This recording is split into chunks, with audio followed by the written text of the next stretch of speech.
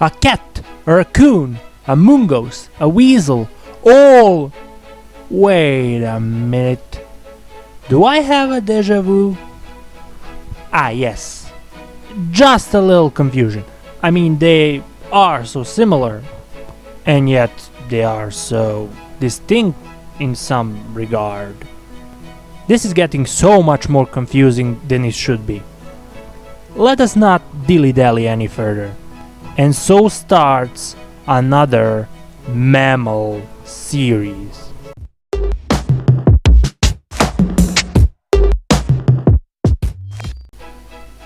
African palm civet. And no, it is not closely related to African civet. Why would you even think that? In actuality, unlike the other civet species, which are all very closely related to one another, the African palm civet is in a genetic group of its own, making it the most distinctive among the civet species. And now for the scientific name, which is Nandinia binotata. They're also known as the two-spotted palm civet. Collectively, they're known as pack or mob. Both genders are referred as civet, while the young are referred as cubs. The African palm civet ranges throughout much of sub-Saharan Africa, from Guinea to South Sudan, south to Angola, and into eastern Zimbabwe. It has been recorded in deciduous forests, lowland rainforests, gallery and riverine forests, savanna woodlands and logged forests, and up to an altitude of 2,500 meters, i.e. 8,200 feet. The African palm civet is a solitary animal that leads a crepuscular lifestyle, meaning that it only emerges for a few hours at dawn and dusk in order to hunt for food. And thus we should go to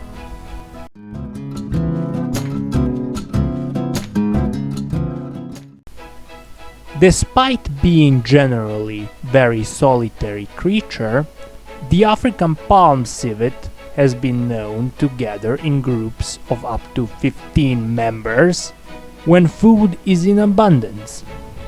African palm civets are able to breed twice a year, in May and October, during the rainy seasons, when there is more food available.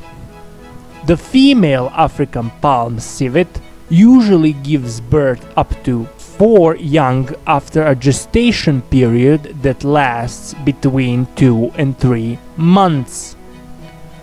While she is suckling the young, which lasts about 3 months, the female's mammary glands produce an orange-yellow liquid, which discolors her abdomen and the young civet's fur.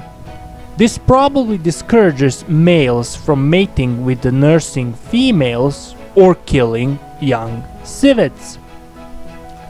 The African palm civet is gray to dark brown with dark spots on the back. It has short legs, small ears, a lean body, and a long, ringed tail. It has 2 sets of scent glands on the lower abdomen and between the 3rd and 4th toes on each foot, which secretes a strong-smelling substance used to mark territory and in mating.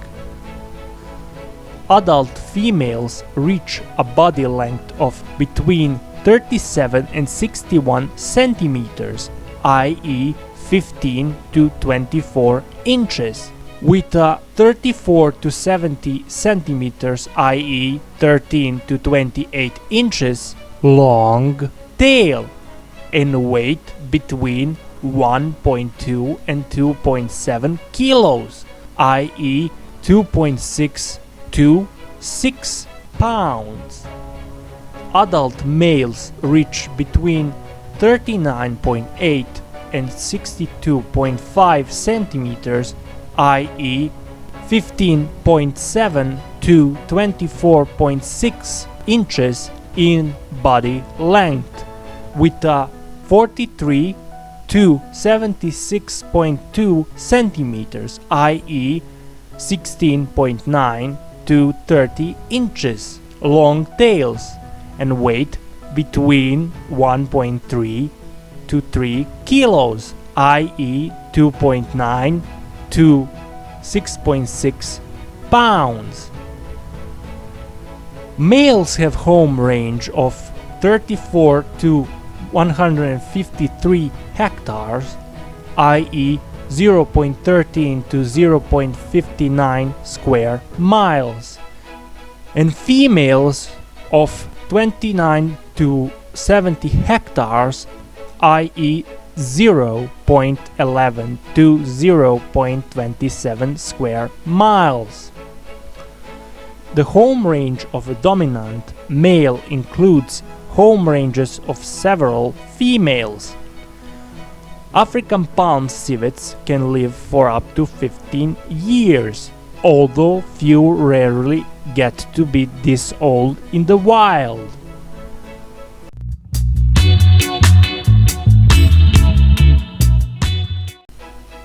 The African palm civet is an omnivorous animal, and like other species of civet, it survives on a diet comprised of both plants and other animals. Pineapples and other fruit make up the majority of its diet. Small animals such as rodents, lizards, birds, insects, and frogs are also hunted by the African palm civet. They feed by holding their prey with their front legs and bite it powerfully a number of times to kill it before swallowing it whole. The long sturdy tail is thought to be used as a brace when the civet is balancing only on its hind legs, and along with the thick skin pads on the bottom of its feet stabilizes the African palm civet on the branch while it's eating.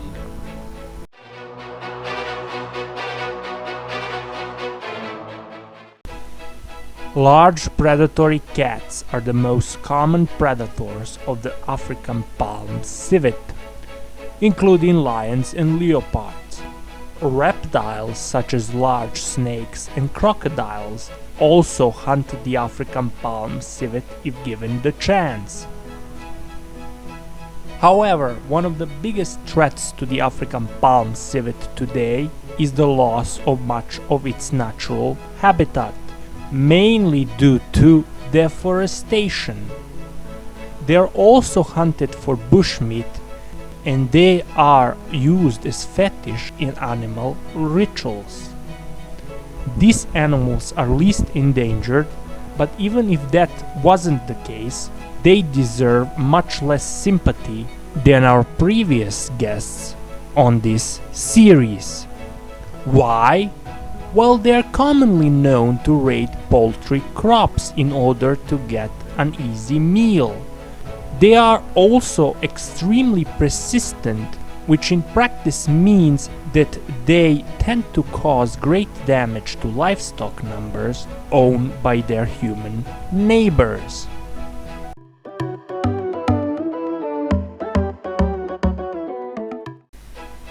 The jackal was taking sheep every day from an African farmer. One day, Civet approached the farmer and asked him, "Why do you suffer such abuse?" "Well," said farmer, "he comes every day and threatens not only my life but the life of my wife and children. I can relieve you from that suffering. if you promise me a roasted chicken," said Civet to him. "If that is all you ask, I will roast you a rooster," said Farmer, visibly delighted. "Tomorrow," spoke Civet, "take a hammer with you, and when Jackal comes, I will ask you in a different voice, 'Who speaks to you, Farmer?' and you will answer me, 'Just some nail.'" Tomorrow Jackal did come, and per usual threatened Farmer for the sheep. But then the terrible voice spoke. "Who speaks to you, Farmer?" Jackal thought, "This must be the voice of God." And the Farmer replied, "Just some nail." "Then take the hammer and hit the nail," said the voice again. Jackal said to the Farmer, "Hit me very gently." Farmer took the hammer and hit him with all his force, killing him in the process. Farmer then goes straight to his house, found his wife, and he told her, "Prepare the rooster and put him in the basket. Then put the basket in the yard. When Civet comes, he will take it." But wife didn't want to give rooster to the Civet, so she hid the dog inside the basket. When Civet approached to take the basket, dog barked and chased Civet away. Civet then thought, "This is the last time I'm helping humans." Man, after a hard day of work, found the basket and thought to himself, "Civet has not come for his rooster, then I guess we can eat it ourselves." And there we go. Yes, it is an animal little on the pest side, and for that they pay dearly. But that is the great circle of life. Sometimes you eat, sometimes you got eaten, and sometimes you end up as a fetish.